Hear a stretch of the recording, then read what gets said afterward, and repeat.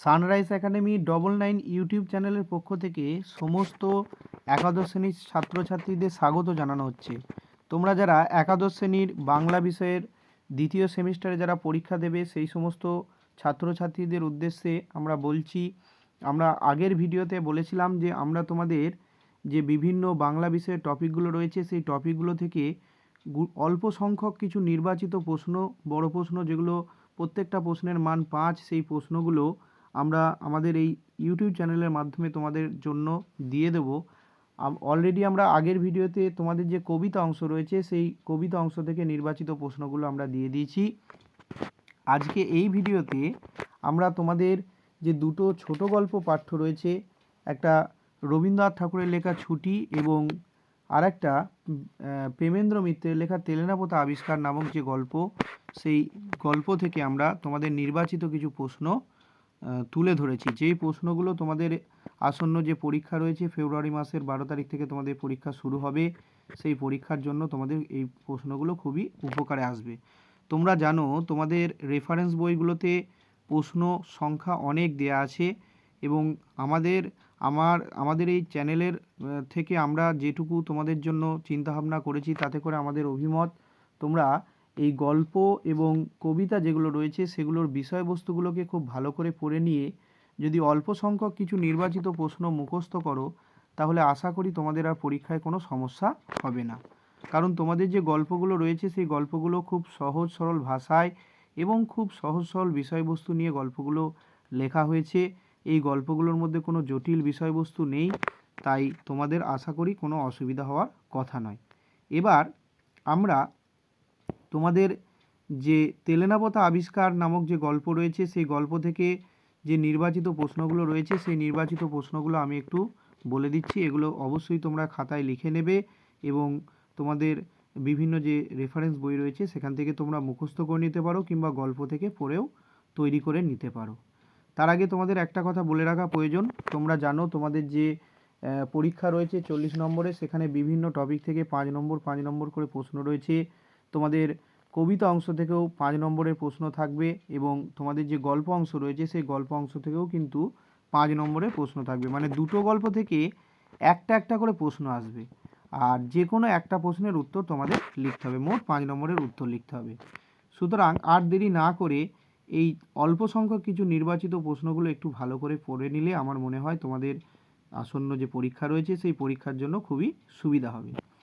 দেখো, প্রথমে আমরা তেলেনাপোতা আবিষ্কার প্রেমেন্দ্র মিত্রের লেখা যে ভ্রমণ বৃত্তান্তমূলক গল্প রয়েছে সেই গল্প থেকে আমরা কিছু নির্বাচিত প্রশ্ন দিয়েছি অল্প সংখ্যক। প্রথম প্রশ্ন রয়েছে, তেলেনাপোতায় যাওয়ার কারণ কি, একে লেখক আবিষ্কার বলেছেন কেন?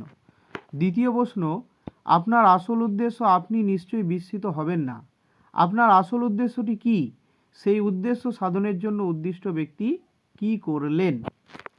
পরের প্রশ্ন, মনে হবে বোবা জঙ্গল থেকে কে যেন এক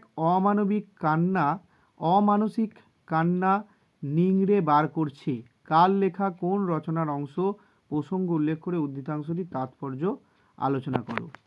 পরের প্রশ্ন, জীবন্ত পৃথিবী ছাড়িয়ে কোনো এক কুজ্ঝটিকাচ্ছন্ন স্মৃতিলোকে এসে পড়েছেন বলে ধারণা হবে, এই ধারণার কারণ কি বা কার এমন ধারণা হবে, এই ধারণা হবার তাৎপর্য লেখো বা এই ধারণার কারণ কি। পরের প্রশ্ন, কে নিরঞ্জন এলি, নিরঞ্জন কে, কোন পরিস্থিতিতে গল্পকথক নিরঞ্জনের ভূমিকায় অবতীর্ণ হন? এর সঙ্গে অথবা দিয়ে রয়েছে না মাসিমা আর পালাবো না, বক্তাকে, উদ্ধৃতাংশটির তাৎপর্য আলোচনা করো। পরের প্রশ্ন রয়েছে, ব্যাপারটা কি, এবার হয়তো আপনারা জানতে চাইবেন কোন ব্যাপারটার কথা বলা হয়েছে, ব্যাপারটা জানার পর উদ্দিষ্ট ব্যক্তি কি করেছিলেন।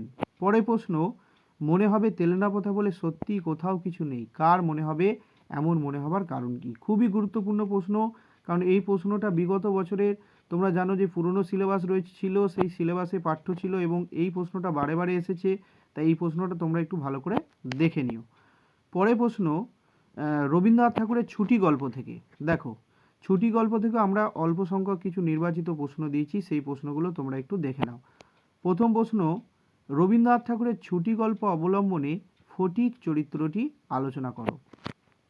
পরের প্রশ্ন, এই অকাল তত্ত্বজ্ঞানী বালক সকল প্রকার ক্রীড়া রসরতা সম্বন্ধে চিন্তা করিতে লাগিল।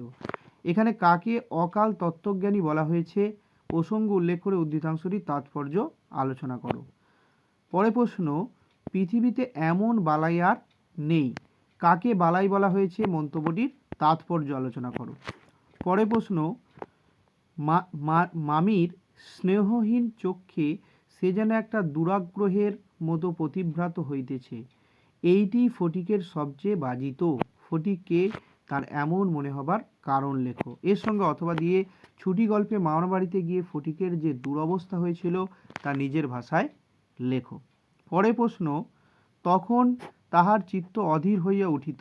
তখন বলতে কখনের কথা বলা হয়েছে, কেন তার চিত্ত অধীর হয়ে উঠত? মানে সে মামার বাড়িতে ফটিক যখন ছাদে উঠে দেখতে পেত যে অন্য বাড়ির ছেলেরা, জানলা দিয়ে যখন দেখতে পেত যে অন্য বাড়ির ছেলেরা ছাদে ঘুড়ি নিয়ে খেলা করছে, সেইটা দেখে তার মন কেমন করে উঠত, সেই দৃশ্যটাকে নিয়ে এখানে প্রশ্নটা দেয়া হয়েছে। পরে প্রশ্ন, দেয়ালের মধ্যে আটকা পড়িয়া কেবলই তাহার সেই গ্রামের কথা মনে পড়িত। কার কি কারণে গ্রামের কথা মনে পড়ত তা আলোচনা করো। শেষ প্রশ্ন, এই প্রশ্নটাও তোমাদের এই ছুটি গল্প থেকে খুবই গুরুত্বপূর্ণ। মা, এখন আমার ছুটি হয়েছে। মা, এখন আমি বাড়ি যাচ্ছি। কে কখন কথা বলেছে, কথা বলার কারণ আলোচনা করো। তোমরা এই গল্প থেকে ফটিক চরিত্রটা ভালো করে করবে, কারণ চরিত্র কেন্দ্রিক একটা প্রশ্ন তোমাদের দুটো গল্পের মধ্যে থেকে যে কোনো একটা থেকে আসার সম্ভাবনা বেশি। তো তোমরা প্রশ্নগুলো ভালো করে পড়ে দেখবে। তোমাদের যে গল্পগুলো রয়েছে সেই গল্পগুলোর বিভিন্ন অংশ থেকে আমরা প্রশ্নগুলোকে নির্বাচিত করেছি। শুধুমাত্র কোনো একটা নির্দিষ্ট বিষয়কে কেন্দ্র করে নয়, সমগ্র গল্পকে ব্যাখ্যা বিশ্লেষণ করে তার ভিতর থেকে নির্বাচিত প্রশ্নগুলোকে আমরা এখানে তুলেছি।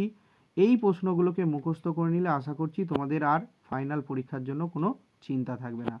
তাই আর দেরি না করে তোমাদের যে বিভিন্ন রেফারেন্স বই আছে সেখান থেকে তোমরা এই নির্বাচিত প্রশ্নগুলোকে ভালো করে তৈরি করে নিতে পারো, অথবা অবশ্যই গল্পটাকে ভালো করে মুখস্থ করে পড়ে বুঝে তারপর প্রশ্ন মুখস্থ করবে, কিংবা তোমরা গল্পগুলোকেও ভালো করে পড়ে নিলে প্রশ্নগুলোর উত্তর আশা করি তোমরা লিখতে পারবে।